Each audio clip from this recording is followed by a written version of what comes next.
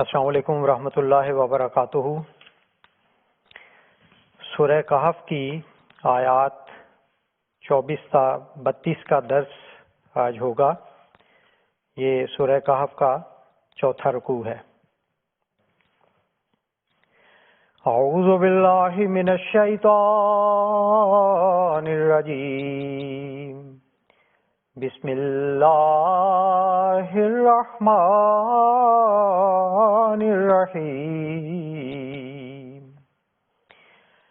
ولا تقولن لشیء انی فاعل ذلک غدا الا ان یشاء اللہ، واذکر ربک اذا نسیت وقل عسى أن يهديني ربي لأقرب من هذا رشدا۔ ولبثوا في كهفهم 300 سنين وازدادوا 9۔ قل الله أعلم بما لبثوا، له غيب السماوات والأرض، ابصر به واسمع، ما لهم من دونه من ولي ولا يشرك في حكمه احدا۔ واتل ما اوحي اليك من كتاب ربك، لا مبدل لكلماته ولن تجد من دونه ملتحدا۔ واصبر نفسك مع الذين يدعون ربهم بالغداة والعشي يريدون وجهه، ولا تعد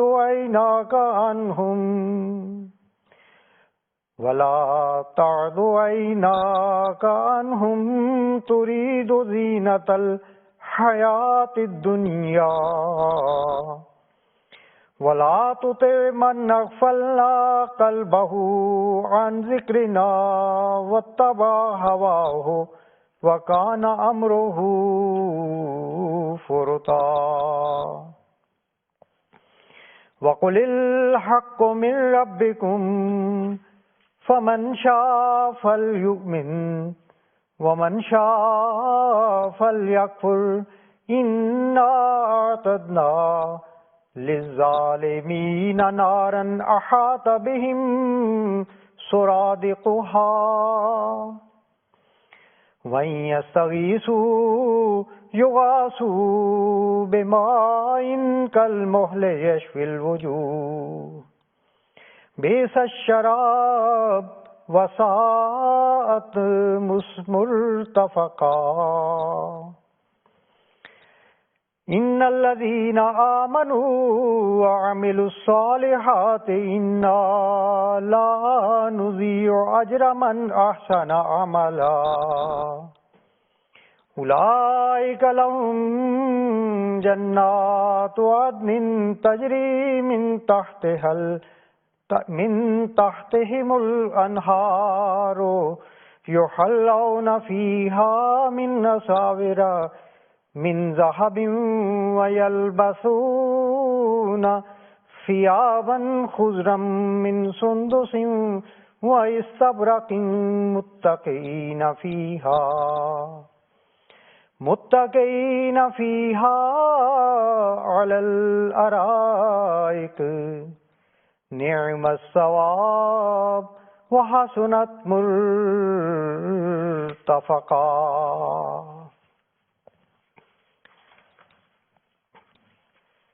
آج کا درس شروع کرنے سے پہلے خاکسار گزشتہ روز کے درس کے بارے میں ایک ابہام دور کرنا چاہتا ہے۔ وٹلش سے ہمارے طاہر ظفر صاحب، جو ہمارے سلسلے کے ایک بڑے عالم اور بزرگ مولانا ظفر محمد صاحب ظفر کے بیٹے ہیں، انہوں نے اس طرف توجہ دلائی ہے۔ خاکسار نے قال قائل منهم کم لبستم قالوا لبسنا یومن او بعض یومن کہ کے متعلق یہ بتایا تھا کہ حضرت مسلم موعود رضی اللہ تعالیٰ عنہ نے اس کو سورہ طٰہٰ کے ساتھ جوڑ کر اس میں جو عشرن کا مضمون بیان ہوا ہے اس کے ساتھ جوڑ کر 10 صدیوں کا وقت نکالا ہے. اور اس ضمن میں خاکسار نے بتایا تھا کہ یوم دراصل ایک دورانیہ ہے. اس سے مراد ہمارا دن نہیں ہے جو صبح طلوع آفتاب سے شروع ہوتا ہے اور شام کو غروب ہوتا ہے، بلکہ قرآن کریم سے ہی علم ہوتا ہے کہ اس کے مختلف دورانیے ہیں. اور اس تعلق میں خاکسار نے یہ ذکر کیا تھا کہ اللہ تعالیٰ نے بتایا ہے کہ اس کے نزدیک ایک دن 1000 سال کا بھی ہوتا ہے. تو اس اعتبار سے یہ 10 صدیاں نہیں بنتے بلکہ 10,000 سال بنتے ہیں. تو یہ دراصل یہ بات بیان کرنے سے رہ گئی تھی کہ صرف 1000 سال نہیں اللہ تعالیٰ نے بیان کیے، بلکہ ایک جگہ پہ سورہ تغابن میں 50,000 سال کا بھی دن بیان کیا ہے. لیکن حضرت مسلم موعود رضی اللہ تعالیٰ عنہ نے یہاں پہ ایک دن سے 1 صدی لی ہے. اور اس کی بنیاد بھی قرآن کریم میں موجود ہے. سورہ بقرہ میں آیت 260 میں اللہ تعالیٰ نے یہ بیان فرمایا ہے کہ او کالذی مر علی قریۃ وہی خاویۃ علی عروشہا قال انا یحیی ہذہ اللہ بعد موتہا، کہ ایک شخص کوئی ایک بستی کے پاس سے گزرا جو کہ اپنی چھتوں کے بل گری ہوئی تھی، تو اسے دیکھ کر وہ بزرگ جو بھی تھے انہوں نے اس بات کا بڑے دکھ کے ساتھ اظہار کیا کہ اس کو اللہ تعالیٰ کب زندہ کرے گا. تو اللہ تعالیٰ نے فَأَمَاتَهُ اللَّهُ مِئَةَ عَامٍ، تو 100 سال کے لیے انہیں مار دیا. ثم بعث، پھر اٹھایا اور پوچھا کم لبثت، تو انہوں نے جواب دیا کہ لبثت یومن و بعض یوم، مجھے تو یوں لگتا ہے جیسے ایک دن یا دن کا کچھ حصہ میں اس حالت میں رہا. تو اللہ تعالیٰ نے فرمایا بل لبثت 100 عام، نہیں بلکہ تو 100 سال اس حالت میں رہا ہے.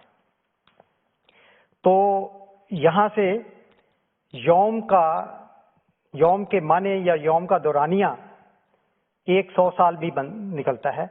اور یہ بالکل یہاں پہ صادق آتا ہے کیونکہ وہاں بھی موت کسی جو حالت ہے وہ اس کے تعلق میں یہ بیان ہوا ہے، اور یہاں اصحاب کہف کے مضمون میں بھی ان کی جو کیفیت ہے وہ موت سے ملتی جلتی ہے، اور وہ اس طرح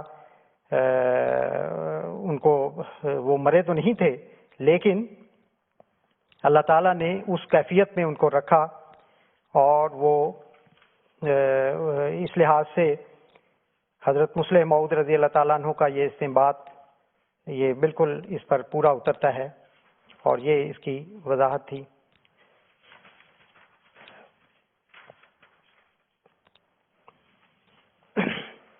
آج کے درس کی پہلی آیت ہے وَلَا تَقُولَنَّ لِشَيْءٍ إِنِّي فَاعِلٌ ذَلِكَ غَدًا، اور تو کسی بات کے متعلق دعوے سے ہرگز نہ کہہ کہ میں کل یہ کام ضرور کروں گا، سوائے اس کے کہ اللہ تعالیٰ کسی امر کے متعلق ایسا کہنا پسند کرے.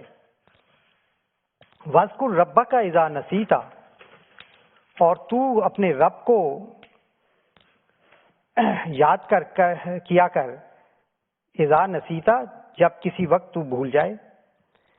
وَقُلْ عَسَىٰ أَن يَهْدِيَنِي رَبِّي لِأَقْرَبَ مِنْ هَٰذَا رَشَدًا، اور لوگوں سے کہہ دے کہ مجھے کامل امید ہے کہ میرا رب مجھے اس راستے پر چلائے گا جو ہدایت پانے کے لحاظ سے میرے موجودہ طریق سے بھی تکمیل کے زیادہ قریب ہوگا. یعنی میرا رب اس سے زیادہ درست بات کی طرف میری رہنمائی کرے گا۔ یہ آیت ہے جس کی تفسیر کرتے ہوئے گزشتہ مفسرین نے بڑی ہی عجیب و غریب قسم کی باتیں لکھی ہیں، اور ایسی باتیں لکھی ہیں جن سے نبی کریم صلی اللہ علیہ وسلم کی صریح ہتک ہوتی ہے، اور وہ یہ کہ حضور صلی اللہ علیہ وسلم نے نعوذ باللہ کسی بات کے متعلق یہ دعویٰ کر دیا کہ میں یہ کہوں گا اور انشاءاللہ نہیں کہا۔ جماعت احمدیہ کے علم تفسیر کا یہ خاصہ ہے، اس کی یہ خاص بات ہے کہ ہم نے قرآن کریم کی کسی آیت کی ایسی تشریح یا تفسیر نہیں کرتے جو کسی بھی لحاظ سے کسی بھی نبی کی شان کے خلاف، اور یہ بنیادی اصولوں میں سے ایک اصول ہے علم تفسیر کا، جسے جماعت احمدیہ نے متعارف کروایا ہے۔ چنانچہ حضرت مسلم موعود رضی اللہ تعالیٰ عنہ نے اسی اصول کے تحت بتایا ہے کہ اس کے ہرگز یہ معنی نہیں ہیں کہ نعوذ باللہ حضور صلی اللہ علیہ وسلم اس طرح سے انشاءاللہ کہنا بھول گئے تھے اور اس کے نتیجے میں یہ آیت نازل ہوئی۔ حضور فرماتے ہیں کہ آیت کے الفاظ صاف بتا رہے ہیں کہ یہاں انشاءاللہ کہنے کا کوئی ذکر نہیں۔ اگر وہ مضمون ہوتا تو الفاظ یوں چاہیے تھے، الا ان تقول انشاءاللہ، مگر یہاں تو اللہ تعالیٰ فرماتا ہے الا ان یشاء اللہ، یعنی اوپر والا فقرہ اس وقت تک نہ کہیو جب تک کہ اللہ تعالیٰ تجھے اس فقرے کے کہنے کا حکم نہ دے۔ بس آیت کا مطلب تو صرف یہ ہے کہ اس قوم کا مقابلہ مسلمان اپنی طاقت سے نہ کر سکیں گے، بلکہ وہ ان کا مقابلہ کر سکے گا جسے اللہ تعالیٰ اپنی مشیت سے ان کے مقابلے کے لیے کھڑا کر دے گا۔ چنانچہ یہ حدیث میں بھی آیا ہے، آخری زمانے میں جب دجال آئے گا تو اور یاجوج ماجوج ظاہر ہوں گے تو ان کے متعلق آیا لا یدان لقتالہما لاحد، کہ کسی کو ان کے مقابلہ کرنے کی ظاہری طور پر طاقت نہیں ہوگی۔ تو یہ وہ مضمون دراصل اس آیت میں بیان ہوا ہے، اور اس کا ان روایات کے ساتھ، ان تفاسیر کے ساتھ جو گزشتہ زمانوں میں کی گئی ہیں کہ نعوذ باللہ حضرت صلی اللہ علیہ وسلم انشاءاللہ کہنا بھول گئے تھے، کوئی دور کا بھی تعلق نہیں۔ اور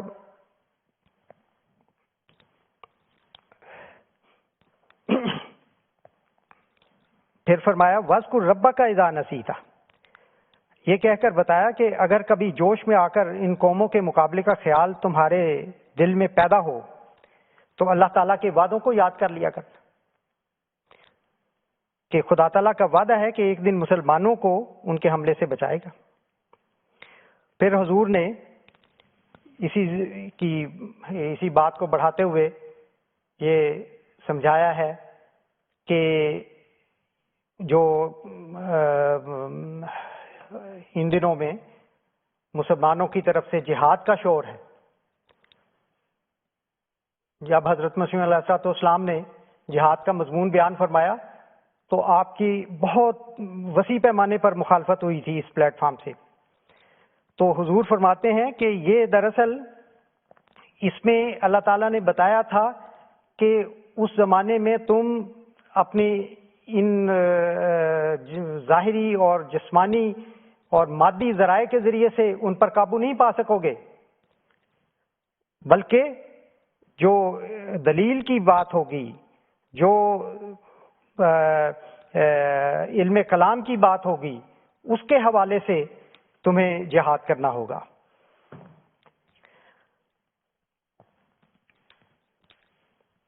اگلی آیت میں اللہ تعالیٰ فرماتا ہے وَلَبِثُوا فِي كَهْفِهِمْ 300 سِنِينَ وَازْدَادُوا 9، تو انہیں کہہ دے کہ جو عرصہ وہ ٹھہرے رہے ہیں اسے اللہ تعالیٰ بہتر جانتا ہے. ولبسو، اور یہ بھی کہتے ہیں کہ وہ اپنی وسیع پہاڑی پناہ گاہ میں 300 سال تک رہے تھے، اور اس عرصے پر 9 سال انہوں نے اور بڑھائے تھے. تو انہیں کہے کہ جو عرصہ وہ ٹھہرے رہے اسے اللہ تعالیٰ ہی بہتر جانتا ہے. آسمانوں اور زمین کا غیب اسی کے لیے مسلم ہے. وہ خوب ہی دیکھنے والا اور خوب ہی سننے والا ہے. اب صرف بہی واسوے مبالغے کا صیغہ ہے. مالہم من دونہ من ولی، ان لوگوں کا اس کے سوا کوئی بھی مددگار نہیں ہے.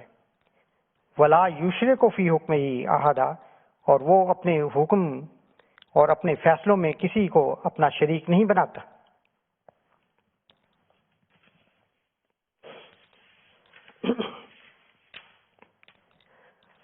اب اس آیت میں پھر اصحاب کہف کے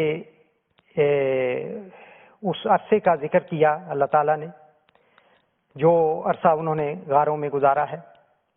چنانچہ یہ واضح طور پر فرمایا کہ وہ 300 سنین، وہ 300 سال تک اس میں رہے، اور اس پر مزید 9 سال کا عرصہ ہوا، یعنی 309 سال.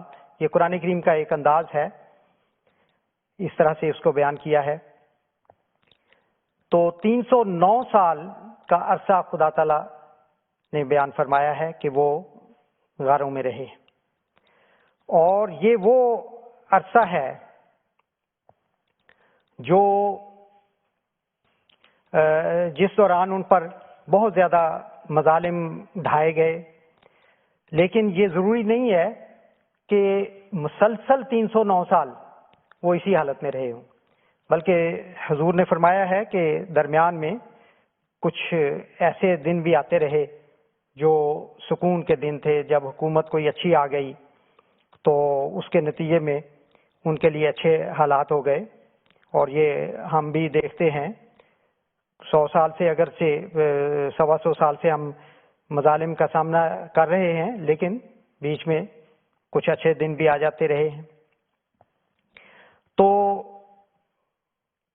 یہ جو اللہ تعالیٰ نے بیان کیا ہے 309 سال کا عرصہ، یہ تاریخ سے بھی حضور نے ثابت کر کے یہاں پہ بیان کیا ہے کہ جو بادشاہ ہے کنسٹنٹائن، اس کے مسلمان ہونے کا سن 309 حضور نے ثابت فرمایا، اور ایگزیکٹ وہی عرصہ بنتا ہے جو قرآن کریم نے بیان کیا.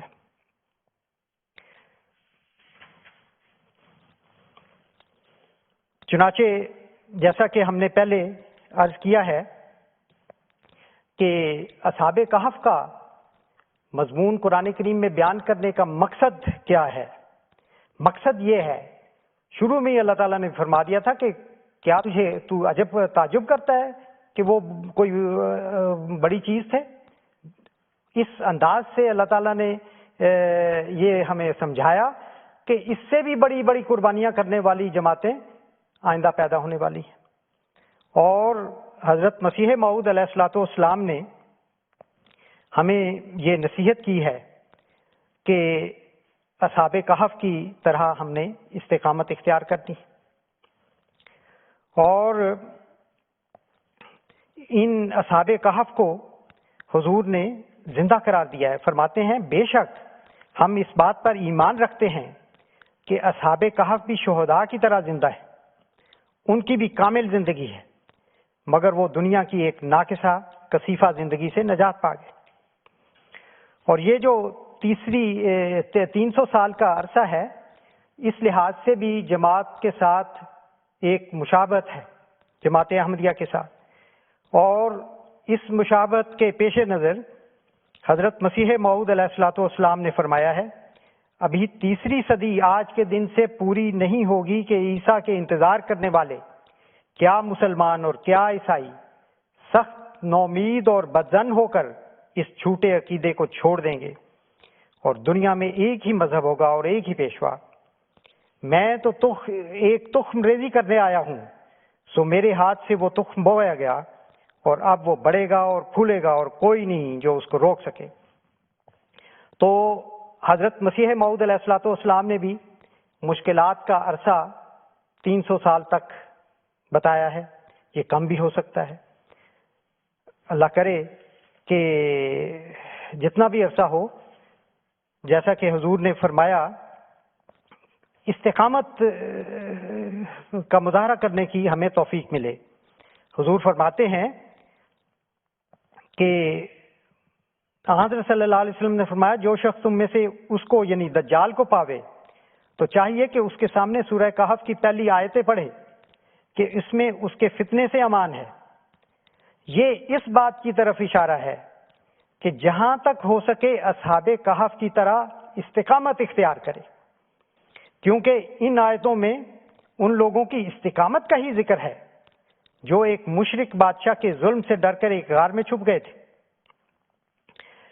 تو مزید فرماتے ہیں کہ اس کے بعد نبی کریم صلی اللہ علیہ وسلم کی ایک حدیث کا ذکر کرتے ہوئے فرماتے ہیں کہ اے اللہ کے بندو، تم نے اس وقت ثابت قدم رہنا ہے جیسے اصحاب کہف ثابت قدم رہے تھے۔ تو اصحاب کہف کی یہ ساری کہانی اور داستان بیان کرنے کا مقصد یہی ہے کہ ان مظالم سے گھبرانا نہیں ہے، ان مشکلات سے بھاگنا نہیں ہے، بلکہ صبر و استقامت کی مضبوط چٹان بن کر ان کا سامنا کرنا ہے اور مقابلہ کرنا ہے۔ اللہ تعالیٰ اس کی توفیق عطا فرمائے۔ پھر فرمایا وَاتْلُ مَا أُوحِیَ إِلَيْکَ مِن کتاب ربک، تیرے رب کی طرف سے جو حصہ تجھ پر وحی کے ذریعے سے نازل ہوتا ہے اسے پڑھ کر لوگوں کو سنا، اس کی باتوں کو کوئی تبدیل کرنے والا نہیں اور اسے چھوڑ کر تو کوئی پناہ کی جگہ نہیں پائے گا۔ وَاصْبِرْ نَفْسَکَ، اور اپنے آپ کو اور ان لوگوں کے ساتھ رکھ جو اپنے رب کو اس کی خوشنودی چاہتے ہوئے صبح و شام پکارتے ہیں، اور ورلی زندگی کی زینت چاہتے ہوئے تیری آنکھیں ان سے آگے نہ بڑھیں، اور جس کے دل کو ہم نے اپنی یاد سے غافل کر دیا ہو اور اس نے اپنی گری ہوئی خواہش کی پیروی اختیار کی ہو، اس کا معاملہ حد سے بڑا ہوا ہو، اس کی فرمانبرداری نہ کر۔ اب ان آیات میں بھی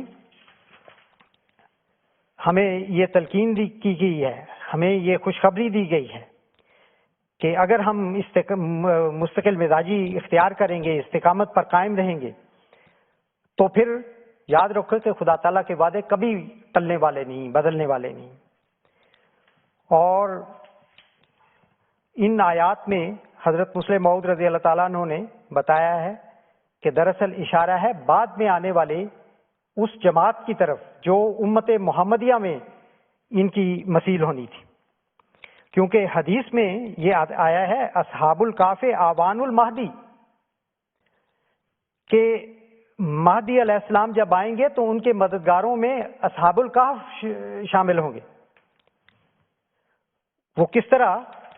حضرت خلیفۃ المسیح رابع رحمہ اللہ تعالیٰ نے ایک دفعہ خطبہ جمعہ میں فرمایا کہ ایک دوست نے مجھے لکھا بڑے درد سے کہ اب تو یوں لگتا ہے کہ اصحاب کہف کی سی کیفیت پیدا ہو رہی ہے۔ میں نے اس کو لکھا کہ تم نے بڑی مبارک بات کی ہے، اس میں درد کی کیا بات ہے؟ اصحاب کہف کا دور تو وہ دور تھا کہ ہمیشہ عیسائیت اس پر رشک کرتی رہے گی۔ اصحاب الکہف والرقیم، وہ زیر زمین جانے والے لوگ رقیم بھی تھے، وہ زیر زمین جا کر سو نہیں جایا کرتے تھے جس طرح جانور سو جایا کرتے، بلکہ وہ لکھتے رہتے تھے۔ کوئی سنانے والا نہیں تھا تو وہ اپنے دل کے خیالات لکھتے رہتے تھے، یعنی ایک لمحہ بھی ان کا ضائع نہیں ہوتا تھا۔ اور جماعت احمدیہ پر بھی جہاں جہاں یہ دور ہے وہاں اس آیت کی انگلی آپ کو اشارہ کر کے بتا رہی ہے کہ آپ کو بیکار نہیں رہنا، ہر حالت میں آپ نے آپ کو اپنے وقت کا حساب دینا ہے۔ اگر کوئی سننے والا نہیں جسے آپ بات سنا سکیں تو رقیم بن جائیں، علمی کاموں میں ترقی کریں۔ جماعت احمدیہ کے حق میں اور اسلام کے حق میں جو مضامین خدا تعالیٰ آپ کو سجاتا ہے وہ لکھنے شروع کریں، خطوط لکھنا شروع کریں۔ تحریر کی جو زبان ہے وہ بہت لمبا عرصہ چلتی ہے، کلمات تو کچھ عرصے کے بعد آہستہ آہستہ یادوں سے مٹ جاتے ہیں۔ تو اس میں حضور نے واضح طور پر فرمایا ہے کہ جماعت احمدیہ جن حالات میں سے گزر رہی ہے وہ ثابت کرتے ہیں کہ یہ اس دور کے اصحاب کہف اور اس حدیث کے جس میں یہ ذکر آیا ہے کہ اصحاب الکہف اوان المہدی اس کے مصداق ہے۔ شرط صرف یہی ہے کہ ہم صبر کے ساتھ اور استقامت کے ساتھ ان حالات کا مقابلہ کریں۔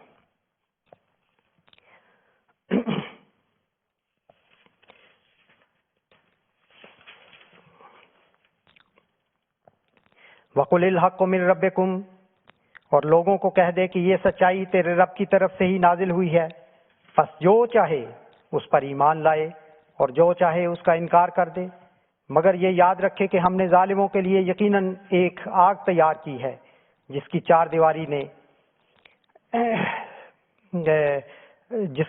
دیواری نے انہیں گھیرا ہوا ہے، اور اگر وہ فریاد کریں تو ایسے پانی سے ان کی فریاد رسی کی جائے گی جو پگھلے ہوئے تانبے کی طرح ہوگا اور چہروں کو جھلس دے گا، اور وہ بہت بری پینے کی چیز ہوگی، اور وہ یعنی آگ بہت برا ٹھکانہ ہے۔ ان آیات میں پھر اس زمانے کا ذکر کیا اور شروع میں فرمایا کہ تو ان کو واضح طور پر کہہ دے کہ حق تمہارے رب کی طرف سے جو ہے وہ پورا ہو کر رہنے والا ہے، اور من شاء فلیؤمن ومن شاء فلیکفر میں اس بات کی طرف اشارہ کیا کہ اس زمانے میں کوئی کسی قسم کا جبر نہیں ہوگا، اور ویسے تو یہ آیت عمومی رنگ رکھتی ہے، لیکن جہاں پہ آیا ہے اس کا ذکر آیا ہے سیاق و سباق کے لحاظ سے آئندہ ہونے والے اصحاب کہف کا ذکر آ رہا ہے، تو اس زمانے کے متعلق خاص طور پر یہ اس بات کی طرف اشارہ کرتی ہے کہ وہ اس زمانے میں دلیل کے ساتھ بات ہوگی، اور جو کوئی چاہے وہ ایمان لے آئے اور جو کوئی چاہے وہ بے شک انکار کرے۔ لیکن یاد رکھو کہ جو ظالم ہیں ان کے لیے پھر کوئی اچھے حالات نہیں ہوں گے۔ اس کا ذکر اس آیت میں کیا ہے کہ ان کی فریاد رسی بھی سخت گرم پانی سے کی جائے گی جو تانبے کی طرح ہوگا، پگھلے ہوئے تانبے کی طرح۔ ان الذین آمنوا وعملوا الصالحات انا لا نضیع اجر من احسن عملا، یقیناً جو لوگ ایمان لائے اور انہوں نے نیک اور مناسب حال عمل کیے وہ بڑے اجر پائیں گے۔ جنہوں نے اچھے کام کیے ہوں گے ان کا ہم اجر ہرگز ضائع نہیں کرتے۔ یہ اس میں بھی ہمارے لیے پیغام ہے کہ عمل صالح بجا لانے ہیں۔ اولئک لہم جنات عدن تجری من تحتہم الانہار یحلون فیہا من اساور من ذہب ویلبسون ثیابا خضرا من سندس۔ اب اس آیت میں اس انعام کی تفصیل بیان کی ہے کہ وہ انعام کس پر مشتمل ہوگا۔ ان لوگوں کے لیے دائمی رہائش کے باغات مقدر ہیں، ان میں ان کے اپنے انتظام کے نیچے نہریں بہتی ہوں گی، ان کے لیے ان میں سونے کے کنگنوں کی قسم کے زیور بنوائے جائیں گے۔ یہ سونے کے زیور جو ہیں یہ اشارہ کرتے ہیں حکومت کی طرف۔ وَيَلْبَسُونَ ثِيَابًا، اور وہ باریک ریشم کے اور موٹے ریشم کے سبز کپڑے پہنیں گے، یعنی ان کی زندگی بڑی آسودہ حال ہوگی، اور وہ ان بہشتوں میں آراستہ پلنگوں پر تکیے لگائے ہوئے بیٹھے ہوں گے۔ نعمت ثواب و حسنت مرتفقہ، یہ کیا ہی اچھا اجر ہے اور بہت ہی اچھا ٹھکانہ ہے۔ اللہ تعالیٰ کرے کہ ہمیں اس مضمون کو سمجھنے کی توفیق ملے، اور اس اصحاب کہف کے نسبت جو ہمارے لیے پیغام ہے، اور اس دور میں ہمیں اصحاب کہف ہونے کا شرف حاصل ہوا ہے اس کے تقاضوں کو ہم پورا کرنے والے ہوں۔ حضور حضرت خلیفۃ المسیح خامس سید اللہ تعالی نے اپنے ایک خطبہ جمعہ میں فرمایا تھا کہ بعض دفعہ عرب ملکوں سے بڑے بے چین ہو کر مجھے لکھتے ہیں کہ کب تک ہم اسی طرح گزارا کریں گے، تو میں ان کو اصحاب کہف کی مثال دے کر ہمیشہ صبر کی تلقین کیا کرتا ہوں۔ یہ دن انشاءاللہ تعالی بدلنے ہیں، اور انبیاء کی تاریخ بتاتی ہے کہ بدلتے ہیں اور بدلیں گے انشاءاللہ تعالی۔ پس ان مسلمان ملکوں کہ احمدی جو بعض اوقات اس وجہ سے پریشان ہو جاتے ہیں کہ کب تک ہم چھپ کر اپنے پروگرام کریں گے، حتیٰ کہ جیسا میں نے کہا کہ نماز اور جمعہ بھی چھپ کر پڑھیں گے، تو ان سے میں کہتا ہوں کہ آپ کو تو ابھی اس مزے کا احساس ہی نہیں جو براہ راست خلافت کے زیر سایہ اجتماعوں اور جلسوں کا پاکستانی احمدیوں کا ملا ہے۔ لیکن اس کے باوجود گزشتہ 28 سالوں سے مسیح محمدی کے یہ غلام، یہ 2010 کا خطبہ ہے، مسیح محمدی کے یہ غلام اپنے ایمانوں اور اپنے عہدوں کی حفاظت ہر طرح قربانی کرتے چلے جا رہے ہیں۔ تو فرمایا لیکن یہ ہمیشہ کی قربانیاں نہیں ہیں، یہ 300 سال سے زیادہ عرصے تک رہنے والی قربانیاں نہیں ہیں، یہ قربانیاں اللہ تعالیٰ کے فضل سے بڑی تیزی کے ساتھ ہمیں کامیابیوں اور فتوحات کے قریب تر لے جا رہی ہیں۔ اللہ کرے کہ ایسا ہی اور وہ دن ہم جلد تر دیکھیں۔ اللہم آمین ثم آمین۔